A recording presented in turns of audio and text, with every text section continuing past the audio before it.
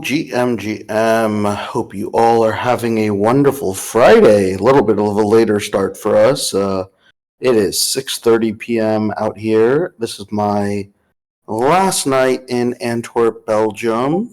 Tomorrow, I'll actually be heading back to Amsterdam for a couple of weeks, which will be fun.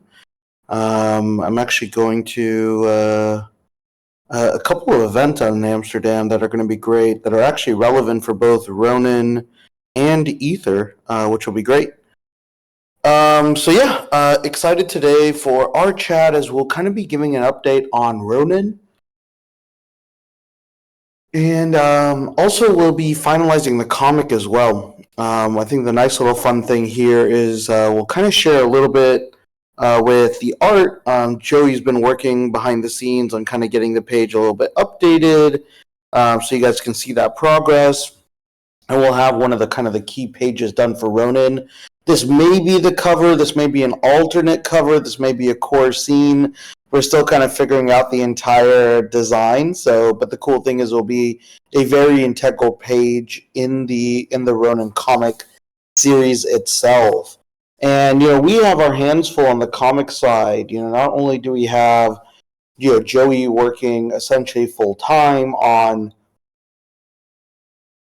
Tabula Rasa comic characters, and which are these kind of one-of-one PFPs we're creating for an entire new world, which is amazing and insane at the same time. And there's been some incredibly beautiful ones already kind of created. I think more recently we had a beautiful one created for Method 5, one of our diamond holders, where he used his Rumble Kong. I think also Buzz had his one recently revealed, which was a beautiful Aquaman character. And then prior to that, Grumpy had a beautiful glitch character inspired from one of her favorite initial books around metaverse concepts as well too. It's been really cool seeing those characters come to life, and that's all through the magic of Joey. And then, alongside that, Steven and Holmes have been working on the backside to really make sure that, we could build a really meaningful portfolio around comics. We're incredibly bullish on the concept of the comic book industry and comic book content creation. And we're doubling down on that. That's actually why Tabula Rasa was created. And behind Tabula Rasa, Method 5 just shared this. That lightning trait out of the eyes is just bananas. That shit is amazing. Honestly, one of the coolest things I've seen. When Rumble Kong League needs new PFPs, they should definitely call Joey. Because goddamn, if these were the fucking guys that were playing basketball, oh my god, RKL would fucking be mooning.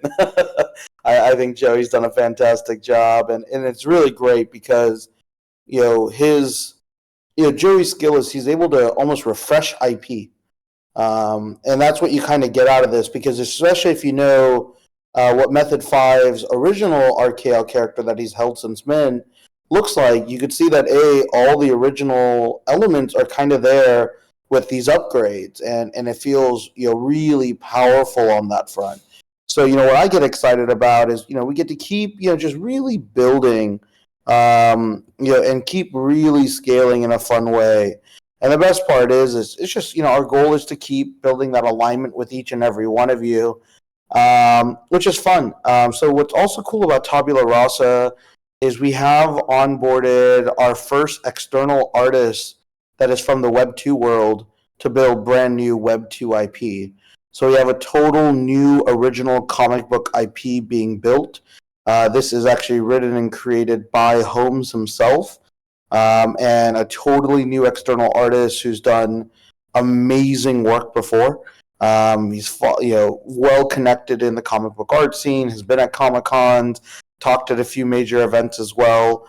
We're really excited to bring on talent like this. And, our goal is not just, hey, how do we, create comic books as a perk in Web3? That's not it.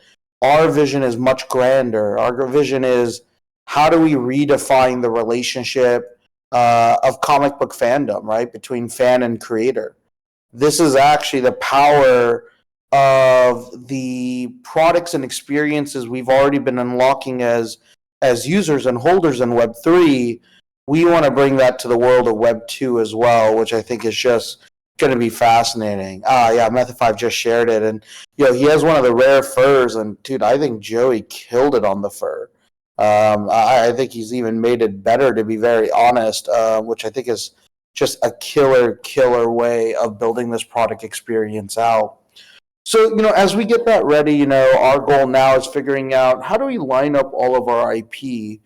And this is like a good problem to have, because Tribe is essentially stacking a lot of IP in this market to be ready to deploy when we see just healthy elements. Again, it's not that we're waiting for a bull. This is not anything like that. It is, we're waiting when market at least shows health of stability. And weirdly, today we got an interesting signal, but we're going to learn a lot more. We're going to break it down even more early next week with Yoga Pets Mint. Yoga Pets has essentially technically minted out. There's some interesting constraints and rules that allows it to go over 100% based off which tier you bought, etc. But, again, selling out roughly 7,000 public sale PFP, well, it wasn't public, allow list / all the different lists that they created in less than, roughly hour and a half is impressive at a 0.2 ETH floor price point. I think that's actually a really interesting thing. A lot of us in the Diamond Chat weren't surprised of the mint out. We were even talking that we expected to mint out. The real question now is, how does it sustain, right? And what does that need to look like in the market? But give Kyung's credit. They really went out into a market that traditionally isn't been showcasing any long-term holding. So we now want to see, how does that translate post this drop? Because again, this is going to be airdropped to users, I believe, on September 6th or 5th. So it's like 4 or 5 days away. That's where we're going to start really understanding, how many of these are long-term holders, what does secondary buy pressure look like, and how sustainable is that?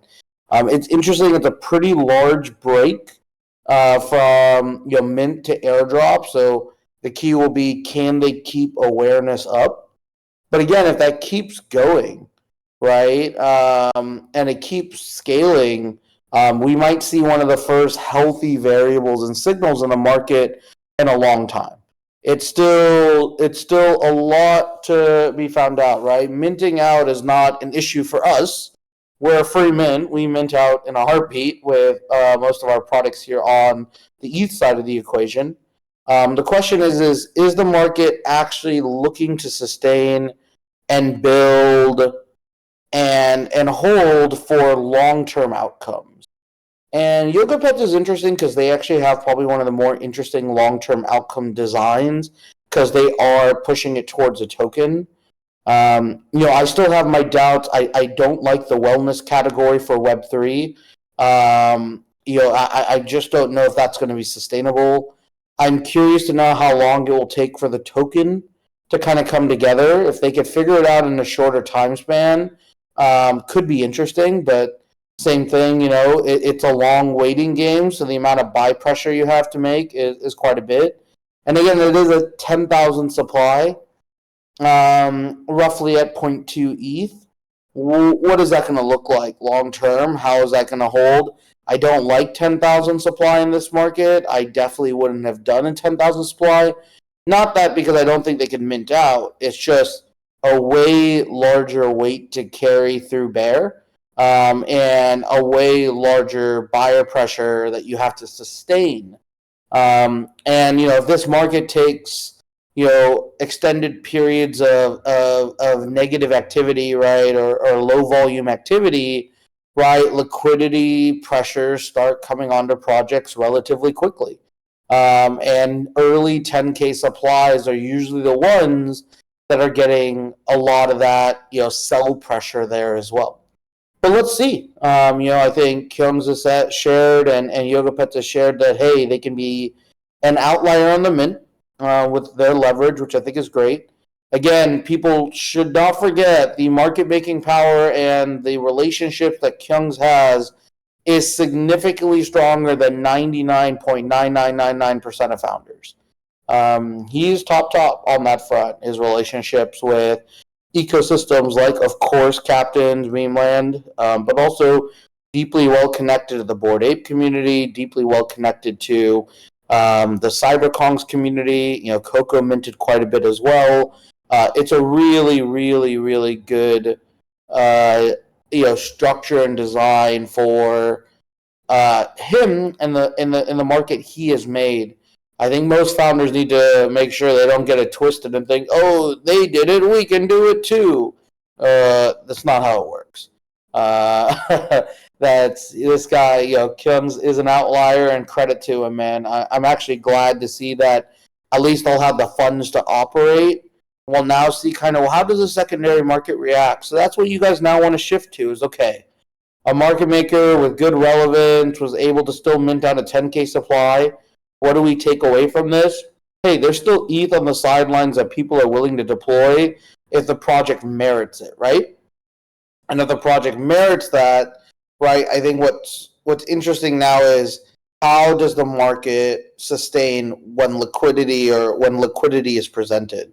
And that's where these airdrops, right, is going to be the very key date on what we're going to learn quite a bit. And again, you now want to shift to, okay, people have ETH if they see a project that's worth having ETH. Now the question is going to be, what percentage of these users were flippers? What percentage of these users are long-term holders? And what percentage of these holders are potentially long-term accumulators, right? Flippers, holders, accumulators. That's what you want to kind of understand. And of course, if this project has more flippers than holders and accumulators, right, this is essentially where floor price goes down. And the other question is going to be, right, is that since a lot of people already acquired quite a bit from Mint, how much more accumulation are they interested in? It's going to be very interesting to see the distribution of those who got one versus many. So those are some of the data points I'm looking at just to kind of, of course, pay attention and learn. I'm glad that Yoga Pets is able to go out there, give them credit for being crazy and going out into this market like traditionally. But it is a brutal place to be. But hey, they've navigated to a mint and they have mint funds, so at least now they have execution potential, which is really what you want in this space. It's also going to be, I think, 1,800 ETH. I think is what it's going to be. At 1,800 ETH, they're looking at a good 3.4 million, 3.3 million. It's a meaningful round of capital, right? So it can allow them to potentially run this business in a healthy way. Maybe put a portion of that towards the Prana LP. I'm not sure what that structure is going to be, but we'll learn quite a bit there. So with that, what we want to now do is see what we now want to watch out for, and this is how Tribe is thinking, is, what does that secondary look like? How is this going to be sustainable? And then where is it going to grow? Now, it's not a $2 million fee. I know everyone says it's a $2 million fee to list on Binance. Binance will fucking take anything at this fucking point with the right partnerships and stuff, because they also need volume too. If it is a $2 million fee still, it's the worst deal that it can do. But we'll see. I think, again, they're putting a pretty large bet on this ecosystem. So I'm excited, but we're going to learn. And I hope that we can take this data, and then what we want to see is how does the market react to any other launches, right? What you want to see is like what Tribe is looking for is a crowd or a swell form of multiple projects showcasing healthy signals, right? A singular outlier is not a healthy signal. It is an outlier, right? We don't want to get over focused on any of that stuff. And that's kind of what this market just gets always in this trap, right? What is the dumbest thing this market does? It quickly says, "Oh, we're back," right? The amount of times people say, "We're back," right, when they hear some small little court ruling or see someone buy a rare for 20x floor. Nah, none of that is right. Like we really need to spend and sustain time, on this kind of structure and see where it goes, and we'll learn and we'll take feedback accordingly. Again, you can see ZTX real quick. We'll get over to Ronin update and comics here in just a few minutes. The other thing, right, we're also seeing, ZTX, right? And again, crazy. These guys did an Arbitrum play. They're technically still like above mint, but it's very thin. There's 21 ETH in total volume on this play. Like it is already going to obscurity, unfortunately, which is really, really rough, right? So I think the question is going to be how many more people need to take liquidity. It was interesting though because they did the airdrop first, and that airdrop happened yesterday. I think about like 15 hours ago. So you've seen a lot of people just kind of either undercut on ETH or WETH offers quite a bit. But a lot of them are still ETH offers because there's a lot of people just undercutting at this point, which is kind of interesting. I'm not sure where this is going to last long term. But again, only 21 ETH of volume here is a little sad because what you're seeing is that ZTX doesn't really have market making leverage here. There were some team sweeps earlier, it looks like, but again, sitting at 21 ETH, floor price of 0.069, best offer at 0.059. For those who minted public, you're essentially break even right now, barely up, or considerably down if you're looking at the best offer on WETH, considering how low the volume is here. And then if you minted in the allow list, there was a 2x flip here, which isn't bad. Like again, if you're a short-term flipper just trying to get extracted cash, that's good, I guess. But what you're seeing is that ZTX is not showing good long-term signals, right? And that's unfortunate, right? What you're seeing is that, because, right, Tribe doesn't care about the traders, to be very transparent. I don't care about you guys who are trying to flip for 0.02 to 0.05. That's not what we build any of our products on for. What we're really trying to do is figure out who's going to actually sustain long term in this market, and what do those healthy signals need to look like. And right now, ZTX looks very unhealthy. It looks like there's almost no secondary market awareness. There's almost no buy pressure. It just means that this is most likely going to decline unless you believe there's going to be another bullish announcement. And even if there is a bullish announcement, what is brutal about this, right? What is absolutely brutal about this is it's on Arbitrum. Not many people want to bridge over to Arbitrum to be able to accumulate as well. So they're kind of stuck. I'm curious if ZTX is on Treasure? No, there's no way they're on Treasure, right? I don't think so. No, okay, I don't think they are, but I'll have to go check. So this is like, again, another showcase of a sign that this market's still not fully healthy. Again, this is an Arbitrum play, but it just shows you, like, don't put your Genesis on an L2 at the moment right now. It makes it really, really difficult. The other sign that you want to see in regard to yoga pets, as someone was just noting here in the chat, checkmate notes, is like looking at Cubs. So Cubs are a holding variable, right, to be able to get yoga pets as well. I'm actually intrigued that Cubs have dropped this low in price, to be honest. They're now down to 0.18, so they're under the mint price of yoga pets, at least tier 1 yoga pets. What you're seeing is a lot of people are now selling theirs because, again, they essentially were able to now mint. So a lot of these sales were going into WETH offers. There were a few WETH offers at 0.16, right, that I'm looking at here, 0.16 to 0.17. Quite a bit. People were just getting out to get a little bit of money. So they're rotating Cubs value into yoga pets value, which, I mean, I guess makes sense, right? Like, you probably want the more newer, shinier object that could potentially go up in value. It's kind of a rotation, but that's also another interesting thing to see here. So I'm actually very curious to see how Kyung's is looking at his network, because, yeah, with Cubs being minted at 0.469, Cubs are now down half their floor. This is a little rough.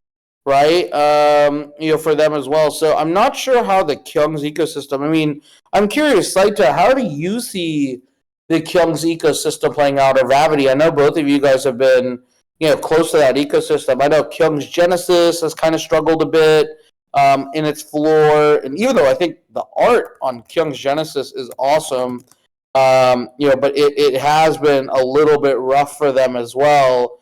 I'm just kind of curious, is like, how do you guys see the split between them and potentially, um, Yoga Pets? Because you would think Yoga Pet would be lower on the totem pole than Cubs. That's what I assume, especially if you looked at their expected mint prices. Even though I know they're in different windows, but you've kind of seen that now Cubs are under Yoga Pet. So is this just a rotation of that liquidity into the next thing in this ecosystem because it has a token attached to it? I would have thought Cubs token value would have been higher. And I think this is also a misplay in the design that you're seeing. If you're ever going to use hold asset X to mint asset Y, make sure that when users mint asset Y, that the initial asset that they had to have held gets locked and they have to hold it longer. You have to make them do long-term commitments, not just short-term like trades. And that's kind of one of the interesting things here. I see Cited typing, so I'll give him some time. So I'm not really sure what's happening here, and I wish I was closer to this ecosystem. I honestly am not. I've been more of an external lurker here. I probably should spend some time and go grab something from this ecosystem. But right now what you're looking at, Kyung's is now down to looks like a 3.5 to 4 ETH floor on their Genesis pass. Cubs down to 0.2, 0.18, and now Yoga Pet's minting at 0.2.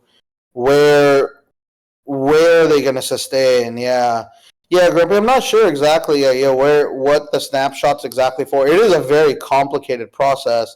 Ooh, Grumpy coming in with the right alpha. We'll have 2 snapshot times. One before the public mint, which makes you eligible for the reserve, and another one will be before the NFT airdrop, which makes you eligible for the airdrop. Therefore, if you sold, transferred, or listed your holding from your holding wallet after the reserve and before the airdrop, you'll lose your eligibility with no exceptions.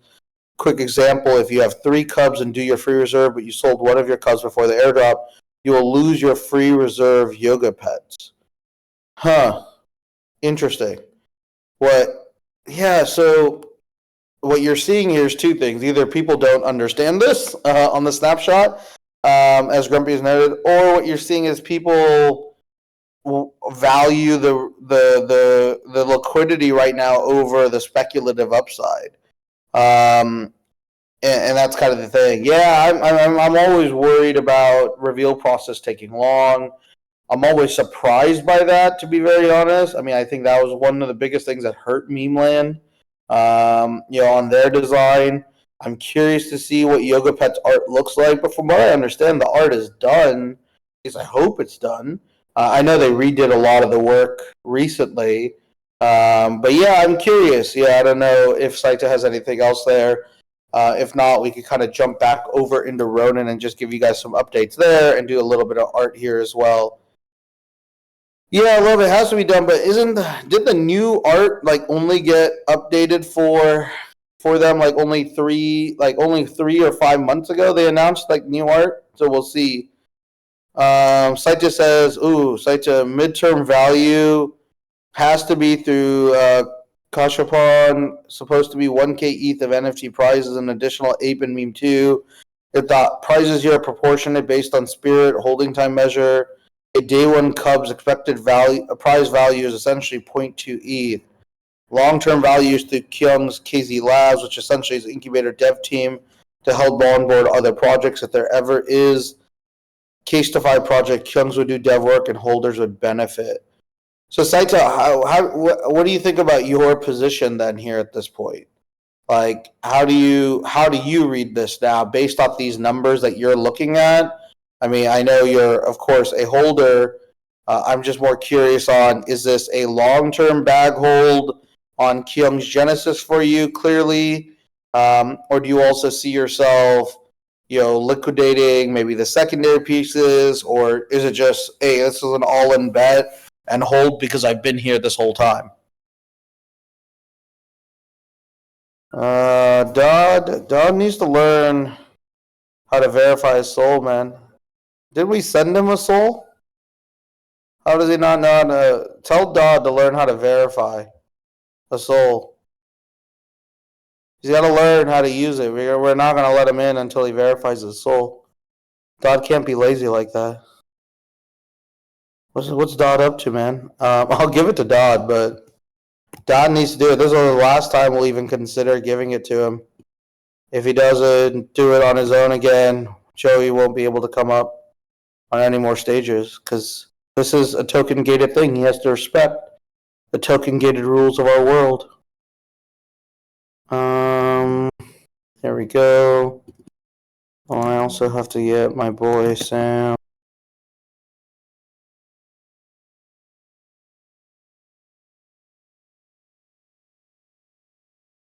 There we go. Okay. Well, I gave it to Joey. Hopefully he'll join in and be there as well. So yeah, I think there's a lot to learn. I'm very curious on the relationship between Kyung's ecosystem and like the Yoga Pets ecosystem. I definitely understand. He's trying to build KZ Labs, kind of similar to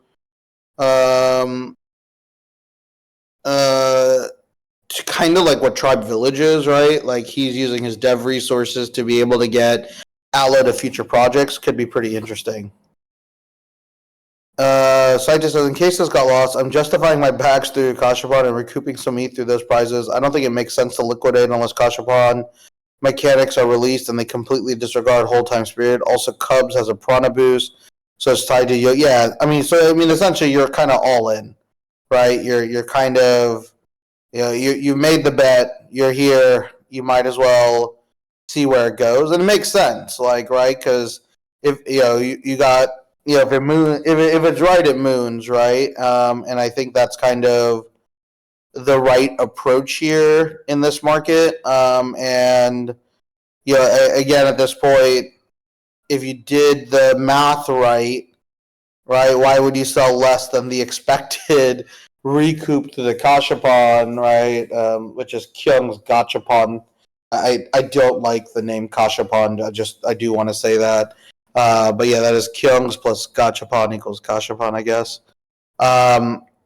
So I'm curious to see if that math holds up, right? And if his math holds up, could be really, really interesting here, because there's an arbitrage play, but only for long-term holders, right? So then the question is what's the buy-in price, right now, Saita? That's actually the thing that you'd want to look at, is if I am someone who wants to see profit or upside on buying Cubs, what does that price point make sense based off the expected yield of a new holder, right? That's actually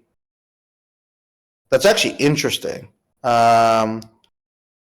And I don't know what that number is, but that's actually right. Yeah, exactly. You have to build something that isn't time-based, because now you needed an accumulation reward, right? Or the way they should actually design it, Saita, is if you are like, say there's people with different spirit ranks based off like there's some total spirit ranking, right, on your total assets and total time.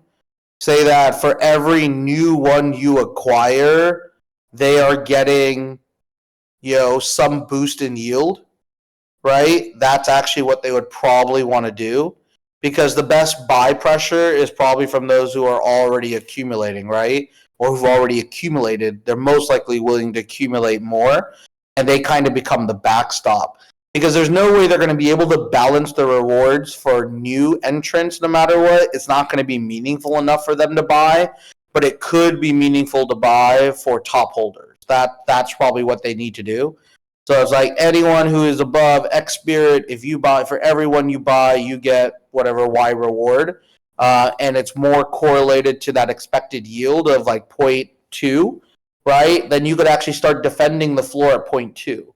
But again, I know there's a little bit of kicking the bucket down the road, right? It's tough because this is actually the problem in the end, right? Is that how many times can you kick it, right?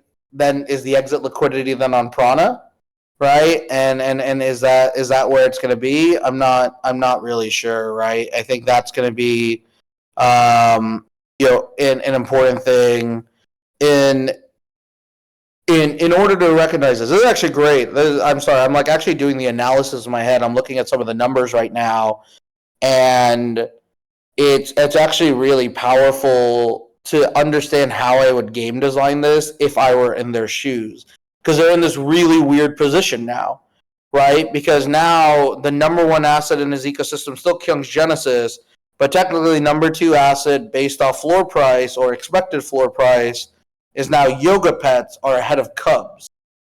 And that kind of creates a wonky relationship. So what he needs to do is figure out a way. You'll probably have to create like some weird squad game where Cubs plus Pets turn into like a sub yield, and you put them into some kind of crew formation as well, kind of like what they've done with Meme Land before. Very intriguing to see where it goes. So I'll talk more about this. On Tuesday, I think we're gonna do some hard hitting stuff to kind of talk about what the right metric is and the right design here is. But I think the challenge again still is going to be how do you align holders distributed across multiple collections, and how many of them are unique holders within those worlds. And this is also something that we have to kind of manage and sustain. Even though he has mint funds, it's the mint funds aren't what is the valuable thing here. He's not going to distribute the mint funds like that. The challenge is any of these sustainable for the asset value? Because even with the mint funds, if he aims to deploy it, it doesn't do much, right? Because there's no inherent value behind the assets, right? So if the expected value of the assets is lower than the actual floor, they're gonna drop no matter what. So you're either just eating costs. So I think so many people get like, oh, they raised a lot of mint, they can do a lot. Like, no, if you're using mint funds to be able to sustain your floor, you're kind of fucked in most cases, right? Because it doesn't solve the problem, right? And this is kind of the biggest challenge, right? Is that if you believe that's a requirement for the project to succeed, it's usually a bad sign. Right now, we're kind of expecting the market to do that because this whole market is short term, right? They're all like, oh, we want them to buy the floor so that we could have some exit liquidity, right, in the first 2 weeks. But the truth is, if you want any real alpha, it's not an awful idea to redeploy capital for your own floor to an extent, right? As long as you do it in a transparent way, etc. But you never do it in the first 4 weeks, right? You never do it in the first 4 weeks. So you want the market to actually be organic, right? Like that's kind of the important thing. Oh, Moonbags, that's so sad to see. I saw the Galaxis Discord AMA notification went out, but again, it just shows you, the biggest challenge here is that these guys, they have no marketing, man. Poor Galaxis. That could have been a decent much better project than it is. It's not awful. Thank God they did free mint. The problem with Cart Party, right? They do it immediately because what it is now it's a manipulated floor. You don't want a manipulated floor, right? And that's the thing is that if you do a manipulated floor, you have to defend a manipulated floor. And guess what? You're only buying against yourself. Right? Like you're not winning in any of these ways. Like I still don't understand what their logic is outside of telling people we got high floor. Maybe they're using it to get these secondary projects to scale this year. I think it's going to be really weird. Maybe they're getting a lot of money from Oni and L3 E7 or whatever the fuck they are, or that's what's going to back out in this model. But maybe it's persuading stupid VCs, but these guys are stupid VCs putting the money in themselves, right? Because remember, the VCs are running the strategy for these products, right? They've told us that directly. So you're going to pump your own bags, or you're going to try tricking another VC firm to do it? Like it's the worst game. So again, if you redeploy capital once your floor is sustained organically, right? You don't want to be playing against it and buying against it where it just gets wasted away. And that's kind of the other important thing here, right? Is that it is, yeah, it's a three-dimensional VC catfish. That is kind of what it is, or a VC reverse Ponzi. It is, it's kind of nuts, right? Like this is kind of what no one understands, right? Is that this market is still struggling to realize what are actual sustainable strategies, right? And I think that's kind of like a very important thing to kind of recognize because you need healthy floor price action. So we'll keep an eye out on this. I kind of went a little bit further deep down this strategy on on on yoga pets, but it's actually fascinating. So I appreciate Saita for the insights there as well. Like I said, I respect Kyung's quite a bit. I'm very intrigued to see how he moves this through, and we'll see. We'll kind of see how this challenge kind of shifts over, which will be pretty nice.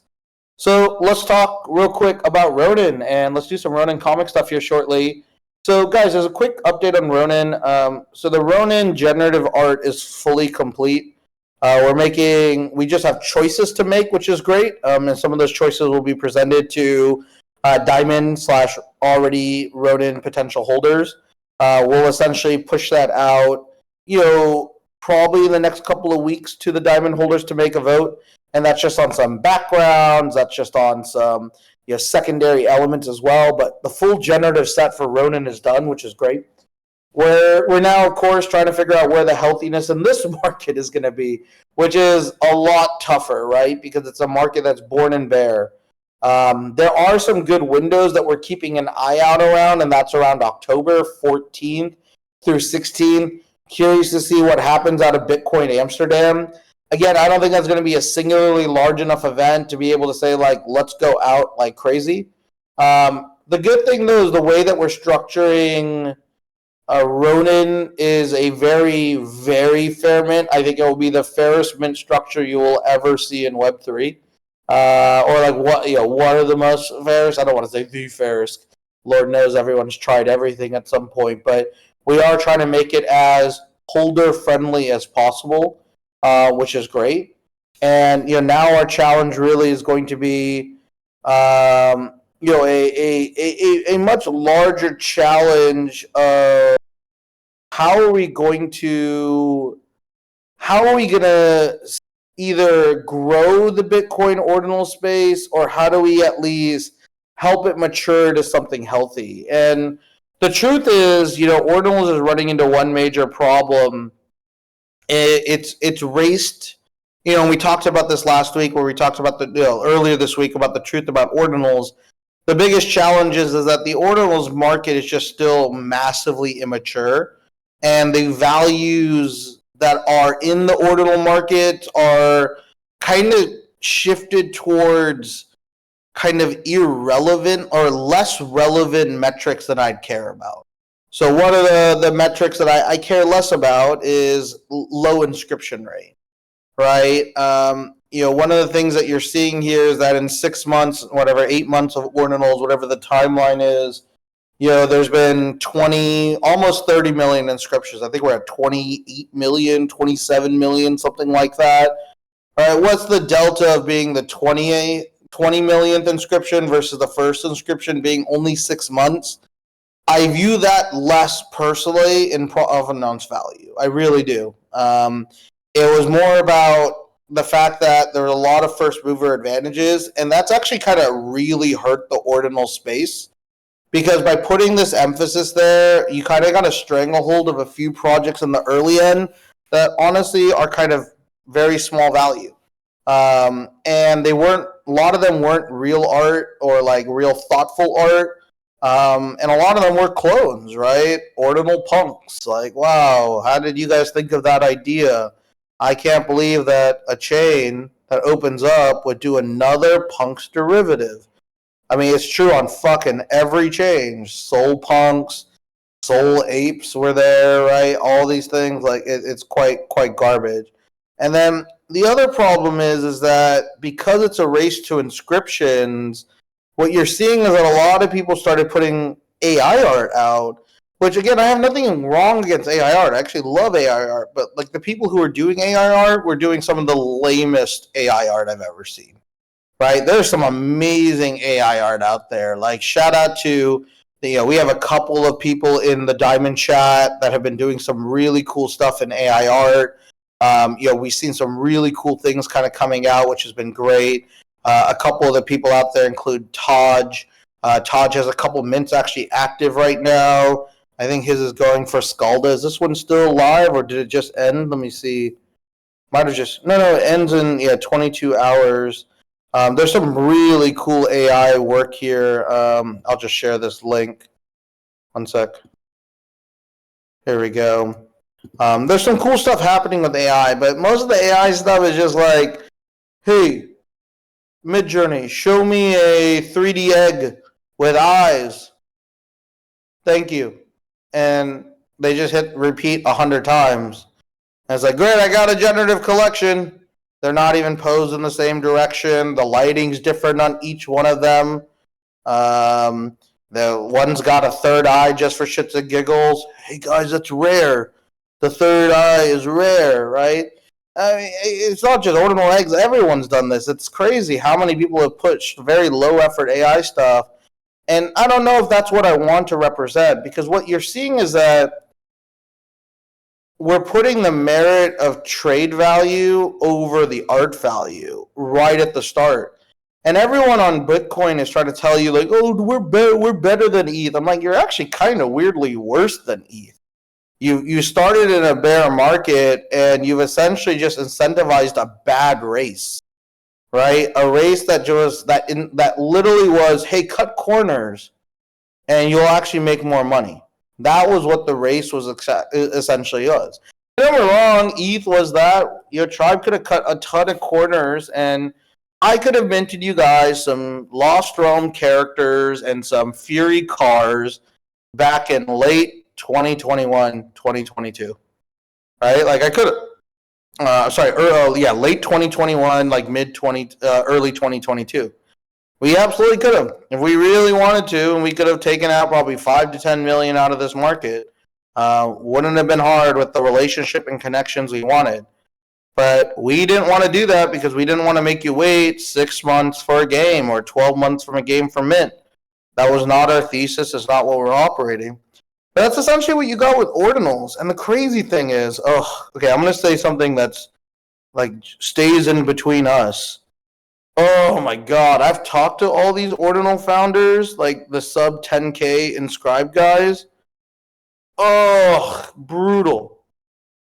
Brutal. These guys are not intelligent. They do not know, they're not looking to run a business. They have zero clue what they're doing. They're just like, hey man, I just minted this and I thought it'd be really cool. I'm like, I guess I'm glad you think it's really cool, but like, how do you want to scale this to the next level? Well, I don't really want to. I just, want to hang out and be friends with my holders. I'm like, well, fucking weird, but cool, man. You go have fun with that, and I'm gonna go try to build something real. And they're like, okay, that's fine. Thanks, man. Like, dude, that's straight up real fucking conversations I have with these guys. It's nuts, right? And don't get me wrong. I mean, ICOB says, next bull market, you should do it and give all the diamond gen. Well, I mean, that's what we're exactly doing, but we're ready to do it.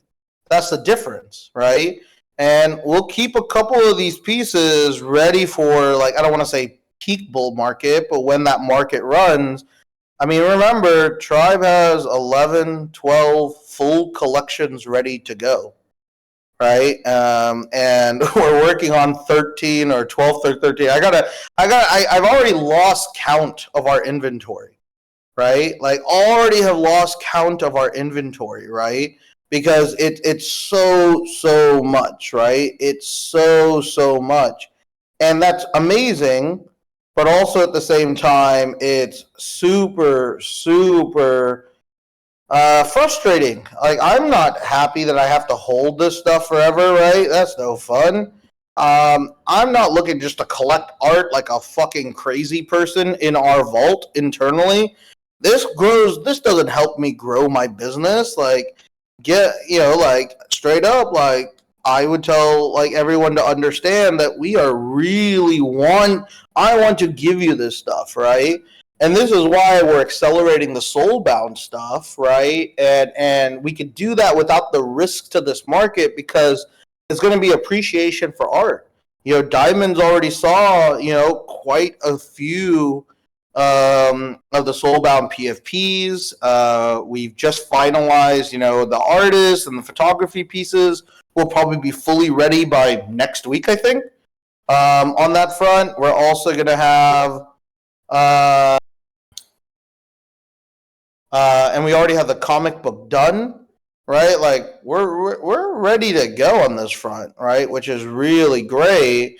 I want to get the collections out. You guys think I want to sit on Ronin? Like, I don't want to sit on Ronin, dude. We have some of the best pixel art in the market, but I'm not going to be foolish enough to put this out. Like, you realize we've already put 6 figures of investment into Ronin. No competent company wants to sit with 6 figures of an investment into an asset and be like, you know what? I don't want to make any profit off this. Let me just hide it forever. Like, that's not my interest. But what my interest is, hey, I believe this IP is killer, and I cannot wait to put it out into a market that will appreciate it as well. And that's what we're really trying to do. And I think there are going to be moments after we shake out a few things that that will present for Tribe, and Tribe will be ready to go. You want to know why we're ready to go? You've already seen the art, so you know our quality. You already know we've been expanding the IP, including today. We'll show you some of the Ronin comic.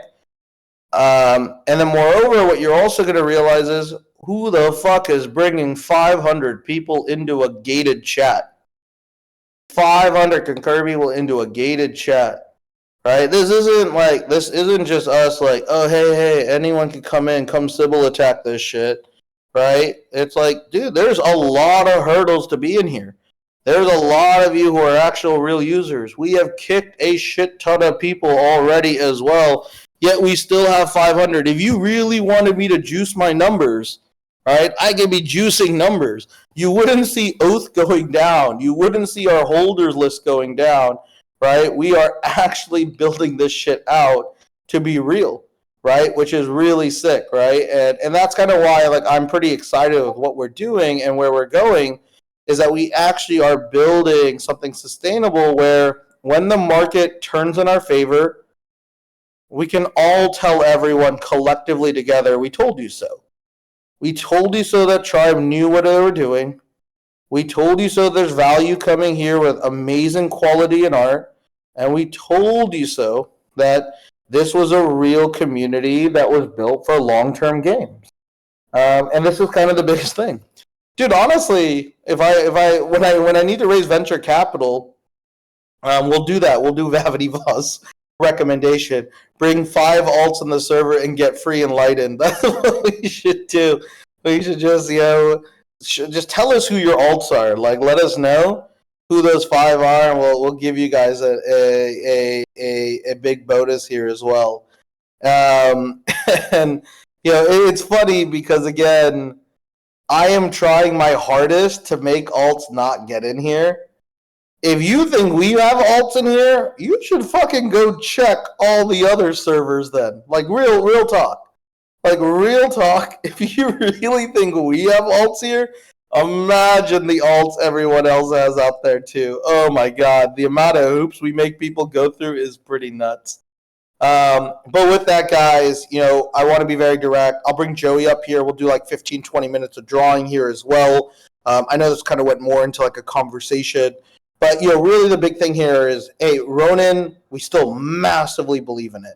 We love the IP. We love where it's going. We can't wait to show you all the pieces there. While that's happening, we're going to continue to deliver the IP.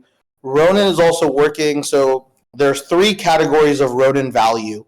Ronin value number one is PFP. Ronin value number two is comic. Ronin value number three is physical. We are already working on physical concepts. It's actually a reason I'm extending my stay in Amsterdam.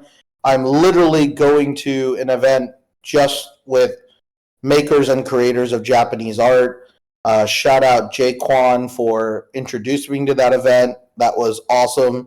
Once I saw that, I was like, yes, we need to fucking go get more amazing crafts directly from the heart of Japan.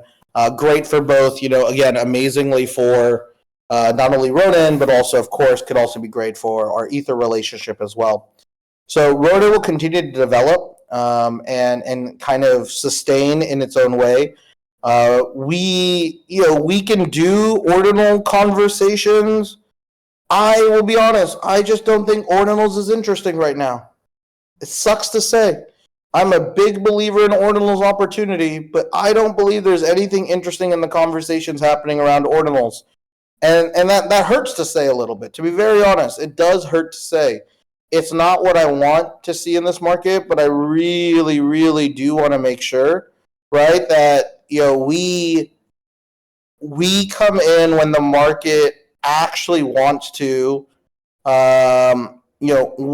value quality and wants to actually sustain.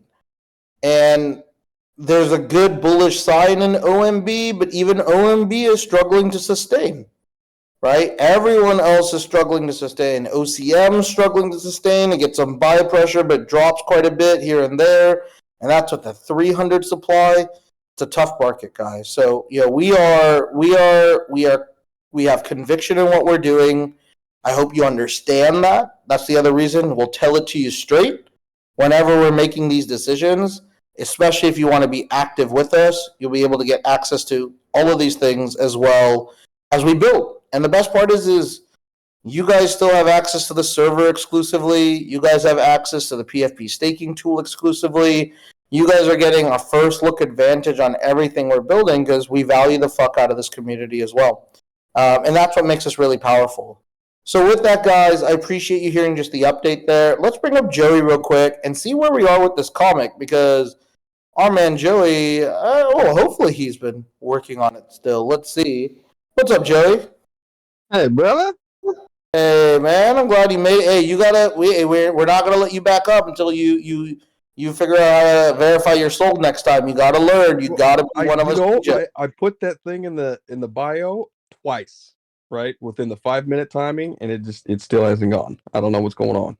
On our next call, we're gonna screenshot. We're gonna do it. We're gonna make sure you're good. We're gonna turn you into a young kid again and do all the cool technology with us. Yeah, you gotta be a DJ with us and learn these stupid verifications. Don't get me wrong, I fucking hate most of these things. Thankfully, Vulcan is one of the better verification tools out there. Yeah. But yeah, man, if you don't get it, we're just gonna laugh at you then. Right, we're gonna call you the old dude who doesn't get the tech. So we gotta get this shit right. So, but I'm glad you're here, man. I know you're working hard as well. How are things in your life right now? Good, man. Steady going, man.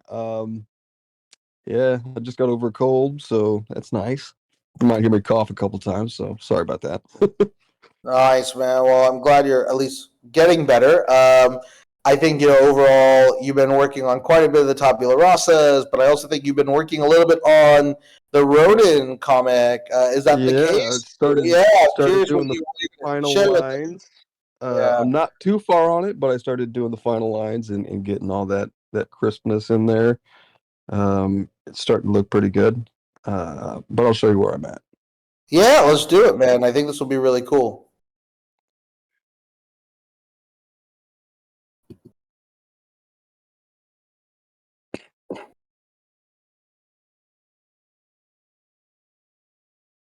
Do you read me? Sweet.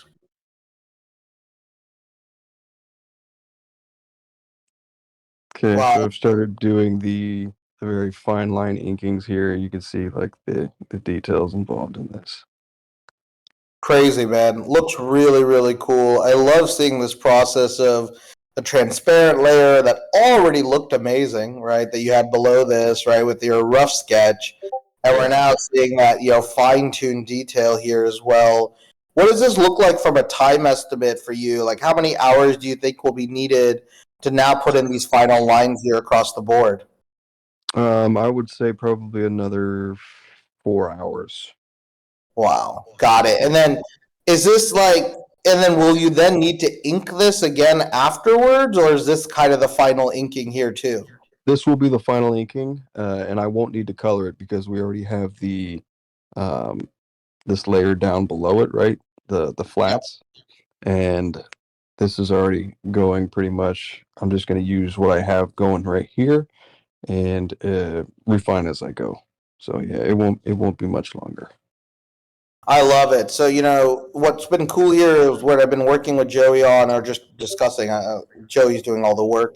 But it's been like this idea of, how do we increase our time advantage when it comes to building, content like this, right? Because the challenge is that when you are building like a beautiful, like tier one AAA comic, you have layers of art, layers of inking, and layers of coloring.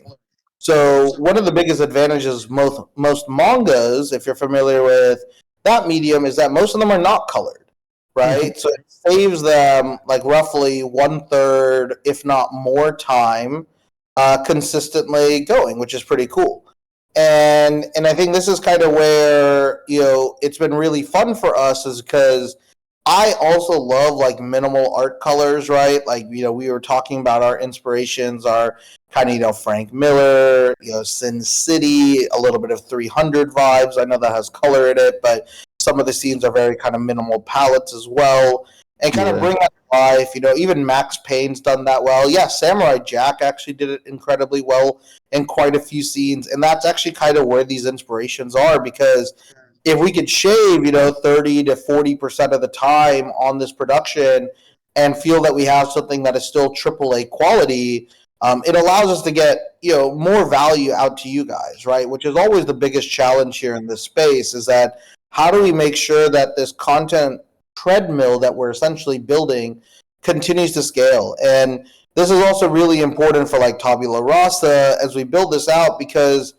what is the biggest challenge in Web3 is that it's how do we onboard new users?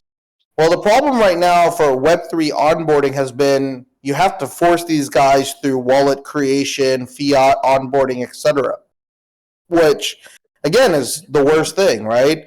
Our buddy here, Joey, doesn't even want to do a Vulcan authentication, or is struggling with that Vulcan authentication. And that's like the smallest.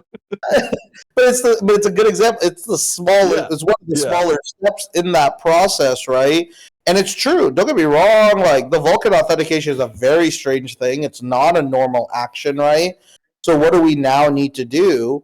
We need to figure out a way to bridge over to Web 2 in the mediums of the actions they know, right? It's not about teaching them to create a wallet. It's about giving them a product experience that then has a wallet already built in that is almost ready to go turnkey. Right. Just plug and play kind of thing.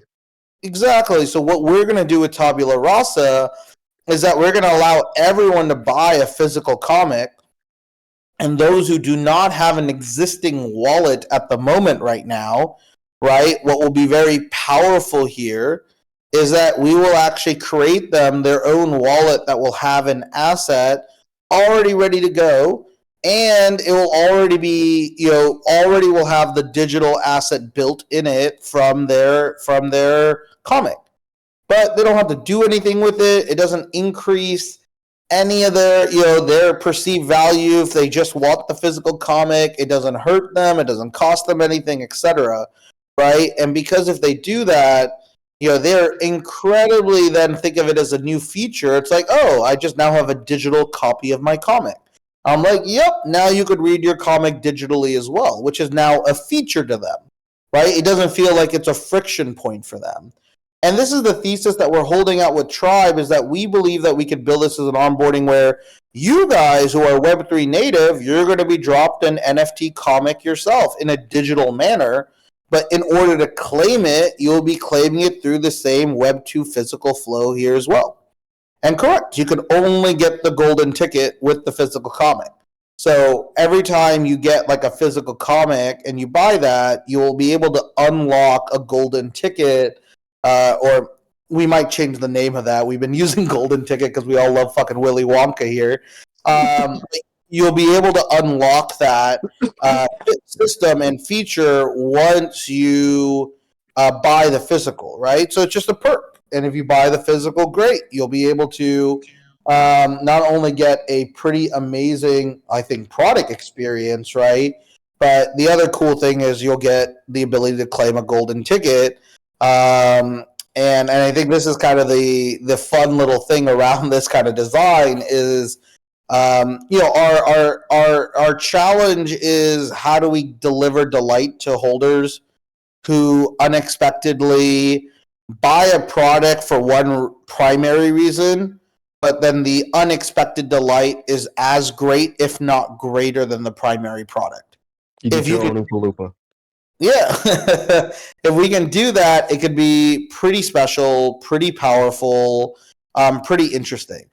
Do we want to, but the golden ticket is only available for those who have soul, right? You won't be able to get it without a soul, right? So it's going to be for Web3 native users only, but we're going to walk you through a Web2 purchase flow, right? Which is going to be pretty interesting as well. And what's this going to do? It's going to just do two things. One is you're going to help us build a hybrid Web2, Web3 brand in Tabula Rasa where we all will gain from that. Right? Because, guys, if we put more eyes and attention on the brands that we're building, right? Like, if people love the Lost Realms Web3 assets and we get a bunch of people to love the Web2 comics as well, that only puts more value capture onto this product experience collectively, too. And I think that's really important here. But also, we can allow more individuals to be able to be part of our brand. One of the worst things about Web3 thus far is that we've been utilizing cap supplies, right, in order to create artificial scarcity, which then hopefully drives up value. That's not a bad design premise. Scarcity does matter in any kind of economic model. But the challenge then begs is how do you onboard more users? And if you use just a Web3 framework of onboarding more new users, what do you run into? Dilution. Right? Dilution starts happening. This is kind of why, I'm going to make the argument next week of why Yuga's already dead.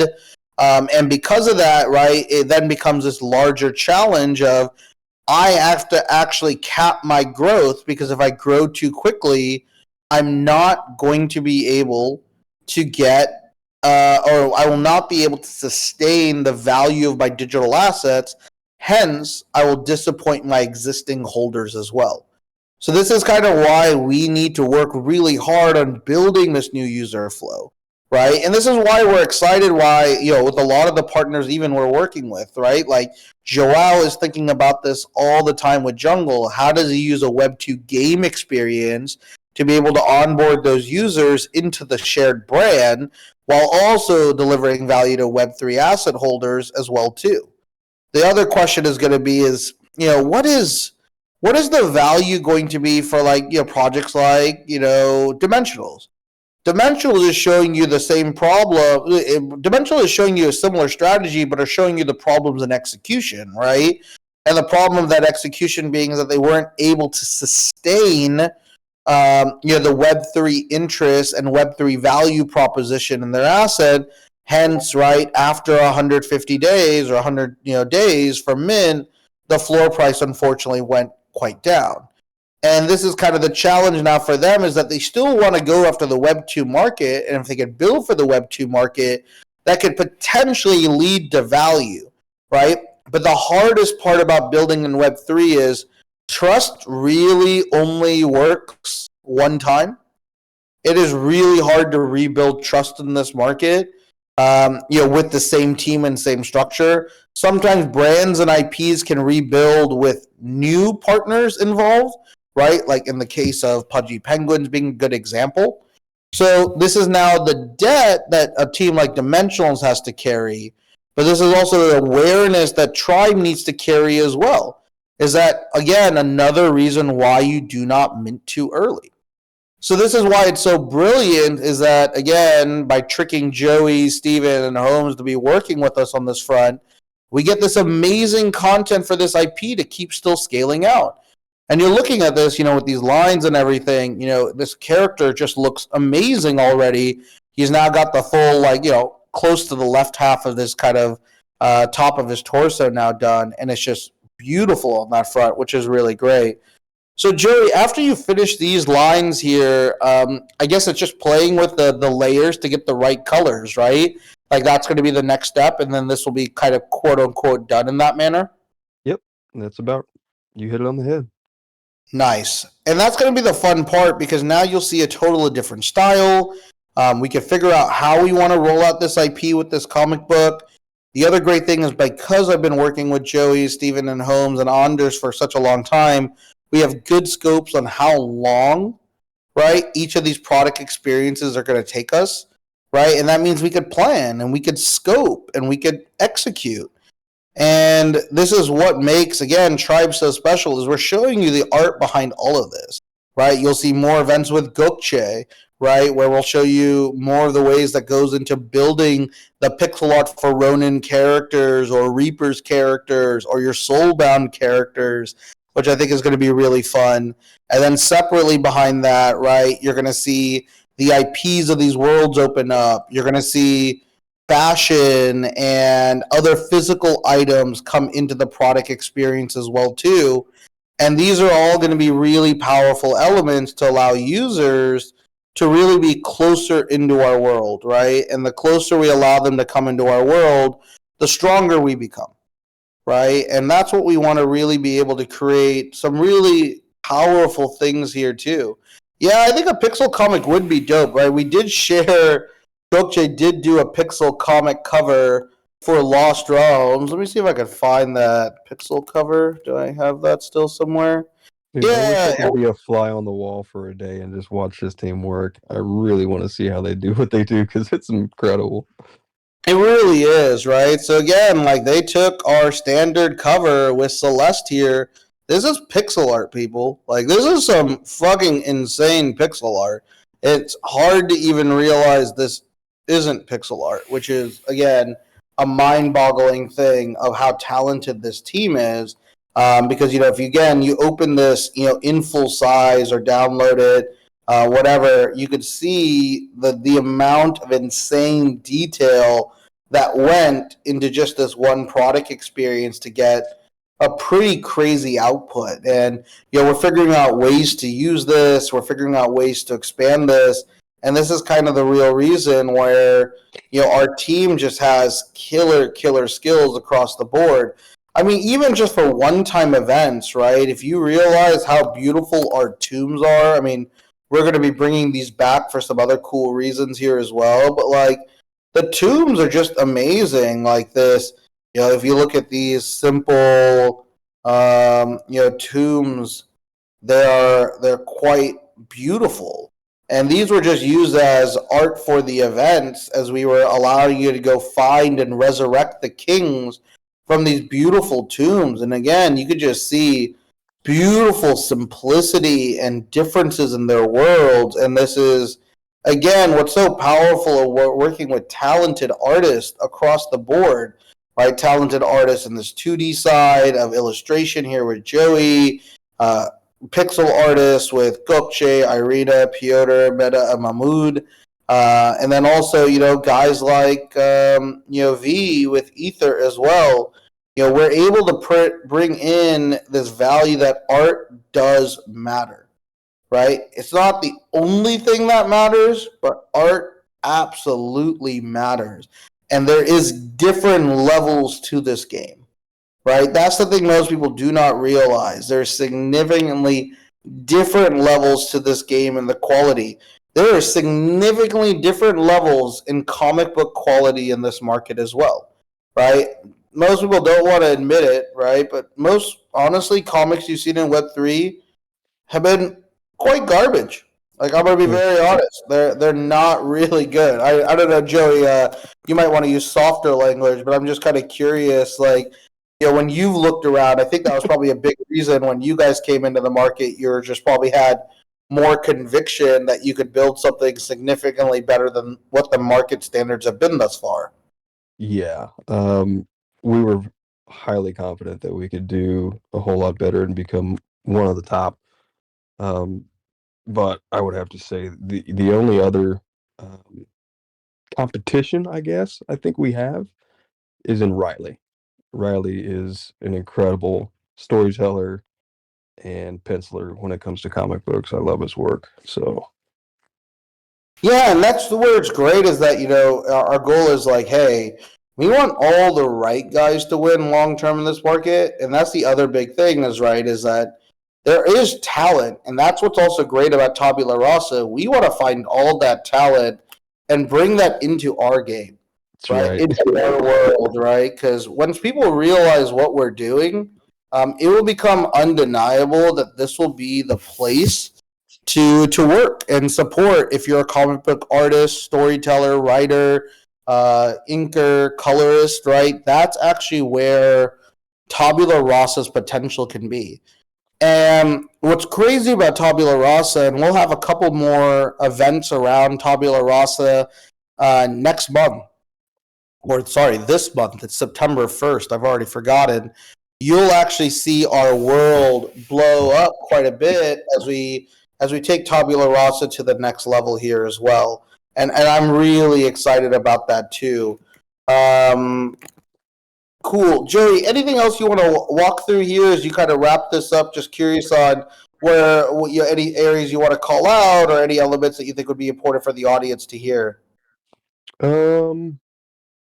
I think actually after I get the lines done, I'm gonna switch to the background here and maybe add some more depth. I kind of want to see some of those, those mountains that are in China that are kind of like how do I describe this?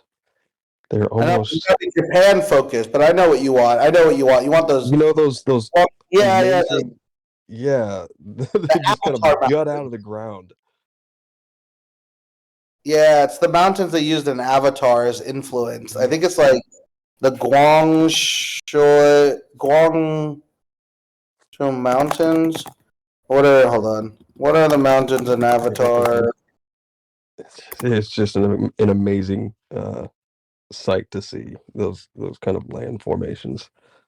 I was close. Is Jiaji? Yeah, National Forest Park. They're like, it looks like fingers jutting from the ground almost, right? This looks like giant fingers. It's just beautiful, and there's some beautiful. I mean, that's not even a good image. That's the Wikipedia image. Let me go get like someone who actually gets, yeah, like these. This just, it looks like a whole different universe and planet, which I think is so cool. Yeah, this is like a good one. It just adds really interesting contrast to the background, I know this is Japan centered, but No, it's okay. No, that's fine. I just want to make sure we don't forget. But no, it's great. I think this is kind of the fun thing here as well. We could do some pretty cool things and kind of bring this world to life, which I think is also really fun here, guys. So, guys, as you see these pieces kind of start coming together, what's really powerful now is we are building this IP, and this IP is still going to grow, right? With all of our projects, even though we're not, quote unquote minting, we're not stopping to build. We're not stopping to interact. We're not stopping to deliver you guys value. And that's the sentiment that a lot of you already feel. I know I'm probably echoing stuff that a lot of you already recognize. But, again, in this game of almost bad telephone, right? I have to constantly share this information so it gets spread to the right people. And for us, it's making sure we have conviction. We don't need more than the 5,000 truly active people we have in this Discord, and the 2,000 that are hyperactive. You guys are going to be the crazy anchors in what we're trying to do. So we want to continue to give you that value, that upside, and that opportunity. And you're going to see some other cool content series coming out. I think you'll probably see an updated version of this comic next week, so you can get a sense of how this world is being built. I'll let Joey kind of wrap up as he kind of gets this thing going, and we'll show you more art. We're going to keep showing you way more art, way more opportunities, way more design. It's going to get really cool, and we're going to open up some other categories too. We're going to show you guys some stuff behind the scenes on the fashion front or the physical front. We'll also show you some stuff behind the scenes on the music front as well. These are all going to be pretty in-depth IPs, because our belief is that when this market is healthy, it will be undeniable how strong our IP is compared to everyone else. That's what we really want to make just very clear when this all kind of comes out to fruition, is people will recognize, like, oh shit, there's depths and layers behind this. There's quality and structure and intentionality behind everything we're doing. That's probably the most powerful thing that I'm hoping for, and I'm excited to kind of see where this kind of goes on the next level. So, with that, guys, I'm probably going to let you go here. We have quite a bit of time. We have given you guys Comic Fracture number 21. It is still being applied. As long as you're here and you had good internet, you should have gotten it. If you have bad internet, sucks for you. Please don't bother me about relics. Please don't bother me about what you should have gotten. Learn that life isn't always fair. Learn that your life is sometimes cruel, but long-term life will always balance out. Hopefully you guys can all be big, good humans. So keep an eye out on how Yoga Pets plays out over the next few days. We'll talk about that early next week. And then, the other big thing, right, is, we'll be sharing a lot more insights on some of the product strategies as we get going. If you see anything interesting happening on the ordinal side that you want to hear more conversations about, let us know.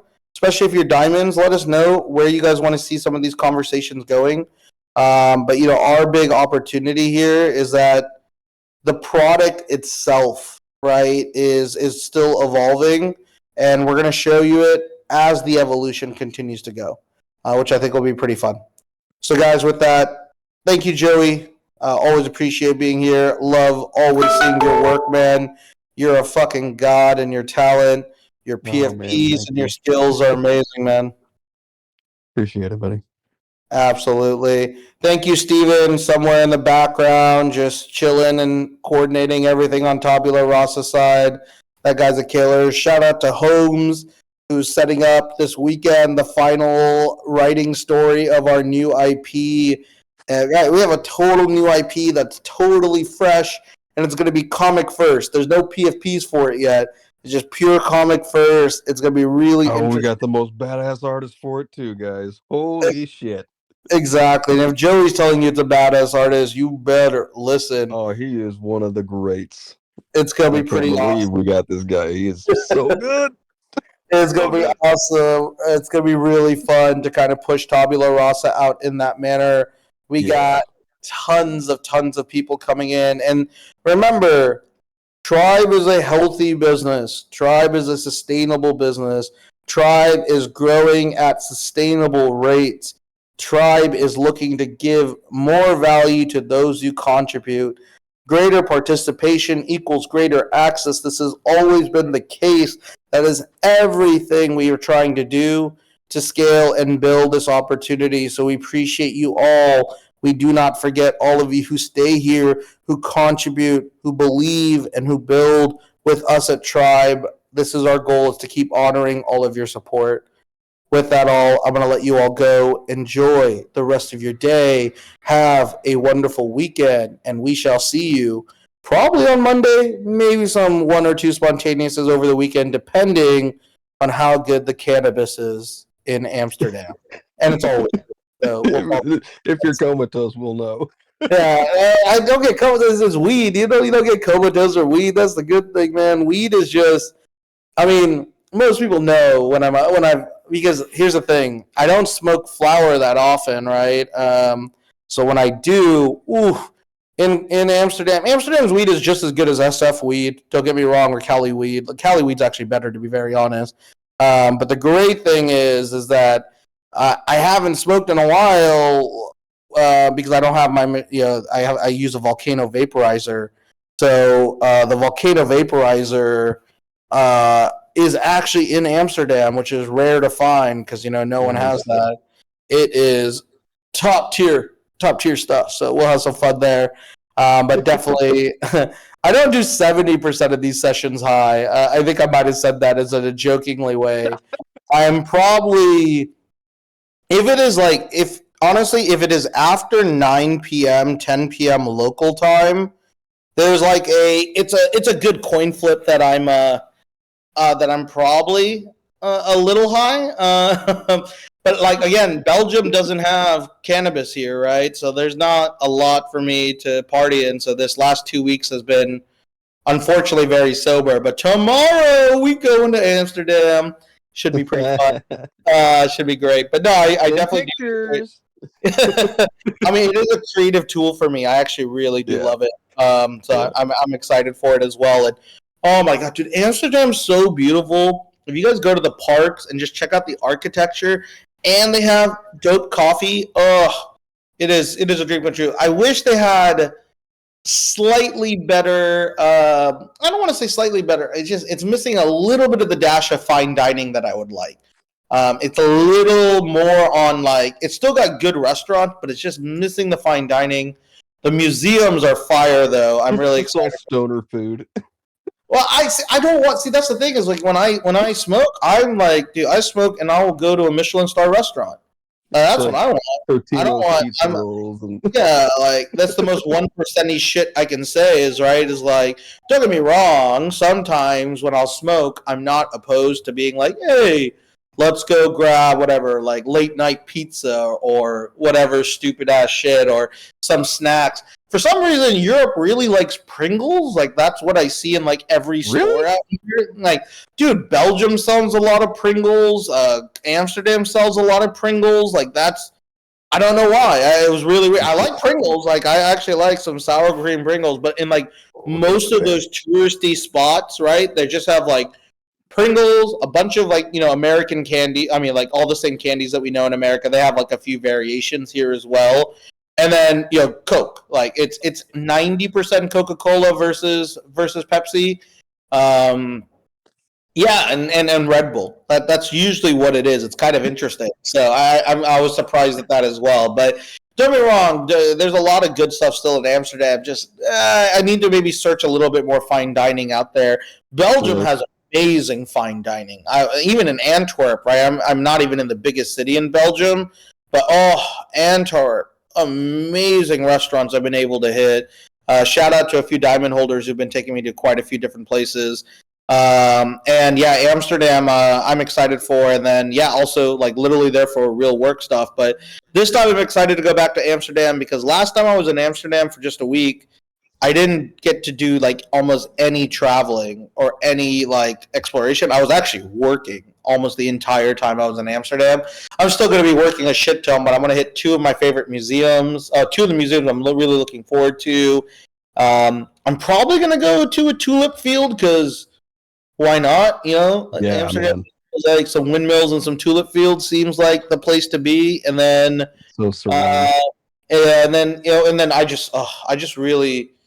I really want to go just explore the city and just walk around. The towns are really fun. The canal streets and everything like that. It's really fun to walk around. It's a little too touristy to my liking, but generally pretty amazing. So it should be pretty cool. All right, guys, I'm going to let you all go now for sure. Hopefully you all have gotten it by now. I'm just going to click on a few names. It would be comic fracture number 21. So it'll show up higher on your profile if you do it. We should do some cool stuff. All right, guys. Everyone, enjoy your Friday, enjoy your weekend, and we'll chat soon. Bye-bye now. We see you.